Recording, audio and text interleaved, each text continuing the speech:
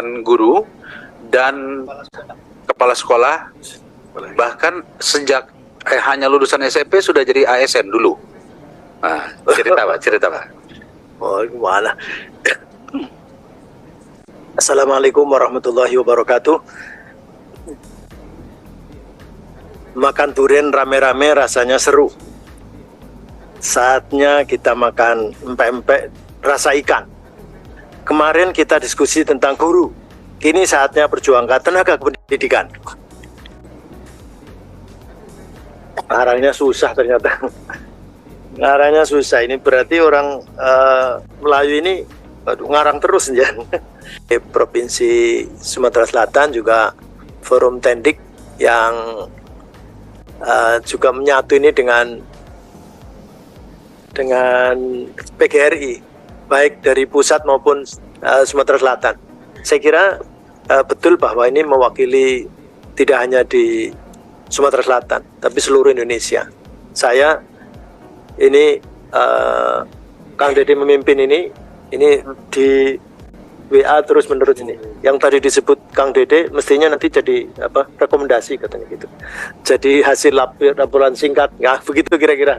Ini yang datang ada WA dari Purworejo, ada dari Magelang, ada dari daerah saya, dapil saya, Tegal Brebes, juga dari Purwokerto, dari Malang juga. Mungkin sekarang berarti melihat ini Bapak Ibu, saya yakin ini hanya karena ada juga yang sudah melayangkan surat ke Komisi 10 tapi belum dijadwalkan. Jadi ini mohon maaf juga ada yang langsung titip pesan gitu. Mumpung ini Sumatera Selatan ada jadwalnya dengan Komisi 10, tolong untuk disampaikan dan nanti mereka juga tetap akan menyampaikan aspirasinya. Jadi saya mungkin ini sekaligus mengingatkan kepada pemangku kepentingan, terutama yang mitranya Komisi 10, Kemendikbudristek, karena ini tadi disampaikan oleh Kang Dede, masalah ketenagaan itu baik guru maupun tenaga kependidikan itu tidak hanya sektoral. Jadi kalau Kang Dede kemarin tenaga kesehatan, karena di Komisi 9. Sekarang di sini tentang pendidikan, sehingga guru dan tenaga kependidikan.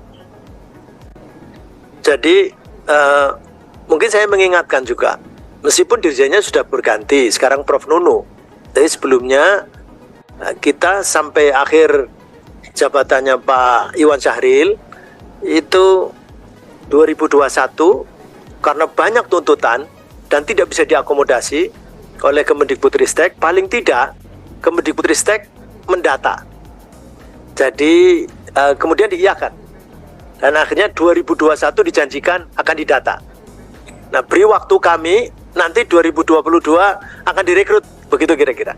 Jadi kalau saya salah nanti dikoreksi, tetapi saya mengingatkan kembali ini karena janji dari Kemendikbudristek. Saya tahu dan kita semuanya tahu bahwa tidak hanya Kemendikbudristek, tentu ini adresatnya juga kepada Kemenpan RB, kepada Bappenas, juga Kementerian Keuangan. Karena yang mengalokasikan anggaran Kementerian Keuangan, dan ternyata Kementerian Keuangan itu memang mengalokasikannya lewat DAU, sehingga mungkin Bapak Ibu Bupati, Wali Kota maupun Gubernur itu juga kadang keberatan karena di analisa keuangan daerah nggak cukup ketika harus merekrut dan mengusulkan formasi sesuai dengan kebutuhan. Jadi analisa keuangan daerahnya mereka tidak cukup sehingga tidak mengajukan. Sekali lagi ini berarti kepada semua pihak. Tetapi kami mengingatkan kepada mitra kami, Kemendikbudristek, karena sudah dijanjikan, tolong untuk kemudian serius. Ini berapapun jumlahnya. Karena menurut Kang Dede tadi ada berapa? 10-15% dari guru. Jadi kalau 15% dari jumlah guru, maka ya 15% itulah paling tidak untuk kemudian diusulkan. Kita nggak bisa kemudian menunggu dari Kemenpan RB saja. Kemenpan RB meracik sesuai dengan usulan dari sektoralnya. Nah, sehingga ini saya di sini duduk tadi lihat beberapa regulasi yang ada. Permendikbud Ristek 49 tahun 2015. Ternyata memang tidak ada yang tenaga kependidikan. Ada tenaga kependidikan tetapi di perguruan tinggi negeri saja. Itu yang diatur di Permendikbud Ristek 158 bukan. Permendikbud Ristek 49 2015. Kemudian ada Permen Pan RB 158 tadi yang disebut oleh Bapak Ibu tadi. Itu revisi dari Permen Pan RB 1197 2021 tentang jabatan fungsional yang dapat diisi oleh P3K. Itu juga yang nyebut misalnya operator dapodik nggak ada. Jadi ada operator sistem informasi administrasi kependudukan, nggak ada di sekolah. Jadi yang nginput tentang data guru, tentang sekolah rusak atau tidak dan seterusnya itu tidak masuk. Jadi ini di Permen Pan RB 158 2023 revisi Permen Pan RB 1197 2021 itu nomor 89 operator sistem informasi administrasi kependudukan. Ada juga pamong belajar, ada juga pamong budaya. Itu sudah tidak ada yang data tendik tentang pustakawan, tidak ada. Kemudian laboran juga tidak ada.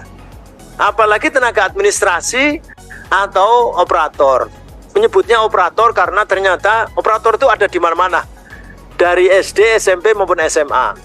Kalau yang SD kan memang tidak ada TU, nggak ada tata usaha. Yang ada tata usaha itu ada di SMP dan di SMA, SMK. Sehingga itu pun berharap. Ternyata sampai sekarang mungkin ada juga yang melihat karena ada tahun ini beliau usia pensiun. Sudah berapa puluh tahun di SMP itu di negeri, belum sekolah swasta. Apalagi memperhatikan sekolah swasta. Sekolah negeri pun seperti ini. Jadi tidak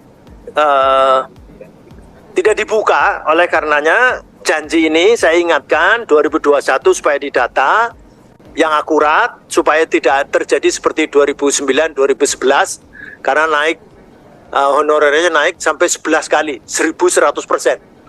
Itu karena tidak akuratnya data. Nah ini makanya mestinya 2021 sudah dilakukan dan 2022 janjinya akan direkrut, ternyata sekarang sudah 2023 belum direkrut. Oleh karenanya tolong ini direalisasikan, berarti diajukan datanya yang akurat, kemudian proses bagaimana cara merekrut. Ini tentu dengan memperhatikan undang-undang Pemda. Jangan kemudian ini semua ditangani oleh pemerintah Kemendikbudristek. Karena kewenangannya tidak hanya di Kemendikbudristek, ada kewenangan provinsi, ada kewenangan kabupaten kota. Kemudian yang tentang tadi aspirasinya revisi Permendikbud 49 2015, revisi Permen Pan RB 158 itu sebagai bahan untuk masuk ke revisi Undang-Undang 5 2014. Ini aspirasinya.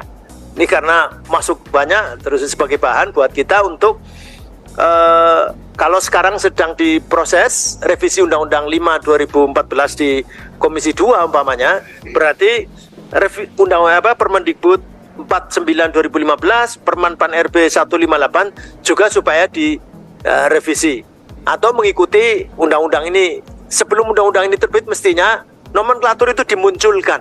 Kalau nomenklaturnya belum muncul, bagaimana mau diusulkan? Jadi di sini kemarin Pak Andreas juga nyampaikan bahwa operator itu penting. Jadi nasib guru, nasib bahkan sarana prasarana ini mau dibantu atau tidak, itu tergantung operator. Nah kalau nomenklaturnya saja tidak ada, bagaimana mau diusulkan? Nah begitu, dan kita tidak bisa berharap dari kementerian lain, tapi dari kementerian kami yang bermitra dengan Komisi 10, yaitu Kemendikbudristek. Matur nuwun. Assalamualaikum warahmatullahi wabarakatuh. Jika ada 3 poin terakhir yang ingin saya sampaikan. Pertama, ya ini supaya tidak tanggung perjuangan kita, pimpinan. Hujan gerimis mengundang rindu. mampir kok ke Komisi 10 numpang berteduh. Mohon dikawal perjuangan Tendik selalu. Insya Allah Komisi 10 tidak akan jadi buntu. Kami berdoa selalu karena kawan-kawan Komisi 10 luar biasa sudah mengawal perjuangan guru, dan hari ini kita akan buktikan Komisi 10 juga akan mengawal perjuangan GTK. Ya, tepuk tangan untuk Bapak Ibu sekalian Komisi 10. Lalu pada kesempatan ini mohon juga ya bahwa kami terima kasih sudah ada panja, dan tadi apa yang disampaikan oleh Kang Dede, ke depan akan dibentuk pansus. Kami Komisi 5 siap mengawal dengan pimpinan DPRD ya untuk ke DPR RI, pimpinan DPR RI, supaya pansus ini terbentuk sehingga akan menjadi lebih konkret lagi perjuangan untuk mengawal kawan-kawan GTK agar bisa menjadi ASN pimpinan. Saya kira demikian. Sekali lagi terima kasih. Kami bahagia sekali bisa bersama-sama dengan Bapak Ibu Komisi 10, dan mudah-mudahan ini pintu awal, karena setelah ini insya Allah Komisi 5 akan sering main ke Komisi 10. Terima kasih. Assalamualaikum warahmatullahi wabarakatuh.